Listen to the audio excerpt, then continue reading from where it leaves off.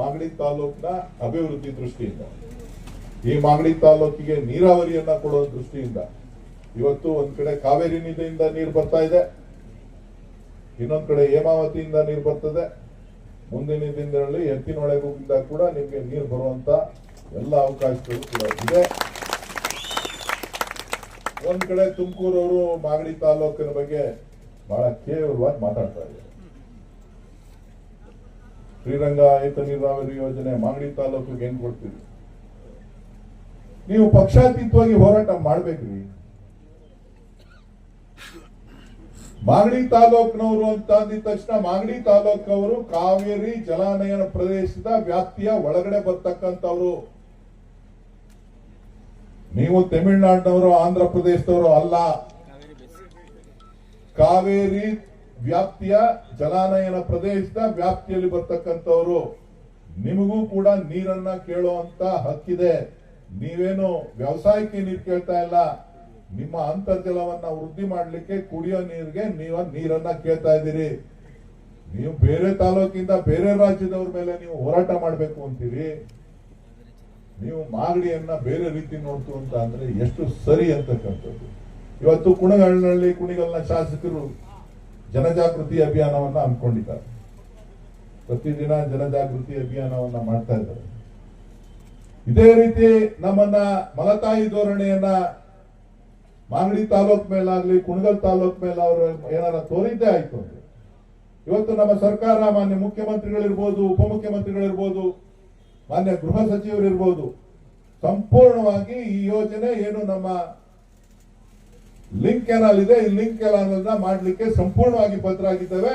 ನಾವು ಆ ನೀರನ್ನ ಮಾಗಡಿ ತಾಲೂಕಿನಲ್ಲಿ ಕೆರೆಗಳನ್ನ, ಯಾವ ಕುಡಿಯೋ ನೀರಿನ ಯೋಜನೆ ಕೇವಲ ಅರ್ಧ TMC ನೀರನ್ನ ಕೊಡ್ಲಿಕ್ಕೆ ನಾವು ಒಪ್ಪಿಗೆಯನ್ನ ಸಿಕ್ಕಿದೆ.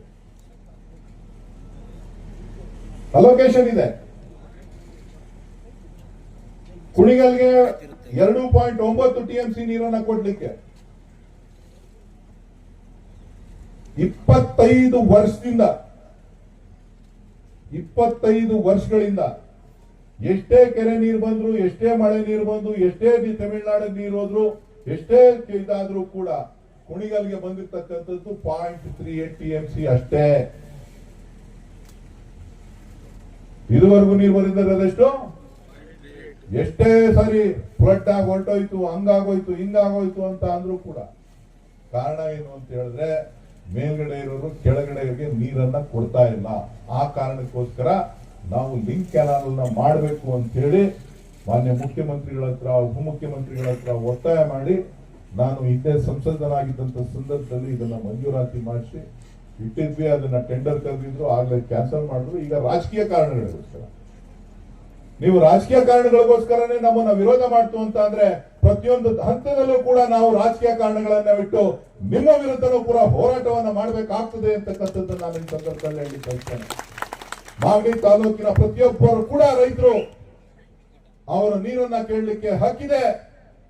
ಈ ಕರ್ನಾಟಕದ ಪ್ರತಿಯೊಬ್ಬರಿಗೂ ಕೂಡ ನ್ಯಾಯ ಒದಗಿಸುವಂತಹ ಕೆಲಸವನ್ನ ಕಾಂಗ್ರೆಸ್ ಸರ್ಕಾರ ಸಿದ್ದರಾಮಯ್ಯನವರ ನೇತೃತ್ವದಲ್ಲಿ, DK ಶಿವಕುಮಾರ್ ಅವರ ನೇತೃತ್ವದಲ್ಲಿ ಮಾಡ್ತಾರೆ. ಅದ್ರ ಬಗ್ಗೆ ಯಾರಿಗೂ ಅನುಮಾನ ಇಲ್ಲ. ಯಾತಕ್ಕೆ ನಾವು ಎತ್ತಿನೊಳಗಿಂದ ನೀರು ತರ್ತಾ ಇದೀವಿ? ಯಾತಕ್ಕೆ ನಾವು ಕೃಷ್ಣ ವಿಚಾರವಾಗಿ ಚರ್ಚೆ ಮಾಡ್ತೀವಿ? ನಾವು ಅಲ್ಲೊಂದು ಮಾತಾಡ್ತೀವಿ, ಇಲ್ಲೊಂದು ಮಾತಾಡ್ತೀವಿ ಅಂದ್ರೆ ಅರ್ಥ ಏನಿದಕ್ಕೆ? ನಾವು ಕಾವೇರಿ ಜಲಾನಯನ ಪ್ರದೇಶದ ಒಳಗಡೆ ಇರ್ತಕ್ಕಂಥವ್ರು, ನಾವು ಕಾವೇರಿಯನ್ನ ಹೊರಗಡೆ ಇರ್ತಕ್ಕಂಥವ್ರು ನಾವು ನೀರು ಕೇಳಿದ್ರೆ ನೀವು ವಿರೋಧ ಮಾಡೋದು ಸರಿ. ನೀವು ಬೇಕು ಅಂತ ಹೇಳಿ ಇವತ್ತು ರಾಜಕೀಯ ಕಾರಣಗಳಿಗೋಸ್ಕರ ನೀವು ನಿಮ್ಮ ಅಸ್ತಿತ್ವವನ್ನ ರಾಜಕೀಯವಾಗಿ ಉಳಿಸ್ಕೊಳ್ಳಿಕ್ಕೋಸ್ಕರ ವಿರೋಧ ಮಾಡ್ತಾ ಇದ್ದೀರಿ. ಅದು ಸರಿಯಲ್ಲ. ನಾನು ವೇದಿಕೆ ಮುಖಾಂತರ ಎಲ್ಲ ನಾಯಕರುಗಳಿಗೆ ನಾನು ಮನವಿಯನ್ನ ಮಾಡ್ತೇನೆ. ನಿಮ್ಮ ಲಿಂಕ್ ಕೆನಾಲ್ಗೆ ಸ್ಕಾಡಾ ಸಿಸ್ಟಮ್ ಇದೆ. ಅವತ್ತೇನ ಸ್ಕಾಡಾ ಸಿಸ್ಟಮ್ ಇರಲಿಲ್ಲ. ಇವತ್ತು ಎಲ್ಲ ಸಿಸ್ಟಮ್, ಸ್ಕಾಡಾ ಸಿಸ್ಟಮ್ ಕೂಡ ನಾವು ಡಿಸ್ಟ್ರಿಬ್ಯೂಷನ್ ಎಷ್ಟೆಷ್ಟು ಆಗ್ಬೇಕು ಅನ್ನೋದನ್ನು ಕೂಡ ನಾವು ಯೋಚನೆ ಮಾಡಿ ಚಿಂತನೆಯನ್ನ ಮಾಡಿದ್ದೇವೆ. ಸೊ ಅದಕ್ಕೆ ಆತಂಕ ಬೇಡ. ಸಂಪೂರ್ಣವಾಗಿ ಇಡೀ ತುಮಕೂರು ಜಿಲ್ಲೆಯ ನೀರಾವರಿ ಸಮಸ್ಯೆಯನ್ನ ಬಗೆಹರಿಸಲಿಕ್ಕೆ ನಮ್ಮ ಸರ್ಕಾರ ಬದ್ಧವಾಗಿದೆ. ಅದಕ್ಕೆ ಕುಣಿಗಲ್ಗೆ, ಮಾಗಡಿಗೆ ನೀವು ನ್ಯಾಯವನ್ನ ಒದಗಿಸ್ಕೊಡ್ಬೇಕು ಅಂತ ಹೇಳಿ ಎಲ್ಲ ನಾಯಕರಿಗೆ ನಾನು ಈ ಮುಖಾಂತರ, ಈ ವೇದಿಕೆಯ ಮುಖಾಂತರ ನಾನು ಮನವಿಯನ್ನ ಮಾಡ್ತಾ ಇದ್ದೇನೆ. ಸೊ ಹೀಗೆ ಸಾಕಷ್ಟು ಚಿಂತನೆಗಳನ್ನ ಇಟ್ಕೊಂಡು ನಾವು ಕೆಲಸ ಕಾರ್ಯಗಳನ್ನ ನಾವು ಮಾಡ್ತಾ ಇದ್ದೀವಿ. ಬೇರೆ ಬದಲಾವಣೆಯನ್ನ ಕೂಡ ನಾವು ತರೋರಿದ್ದೇವೆ. ರೈತರ ವಿಚಾರದಲ್ಲಿ ಎಲ್ಲರ ವಿಚಾರಗಳಲ್ಲೂ ಕೂಡ ಸಾಕಷ್ಟು ಚರ್ಚೆಗಳು ಆಗ್ತಾ ಇದೆ.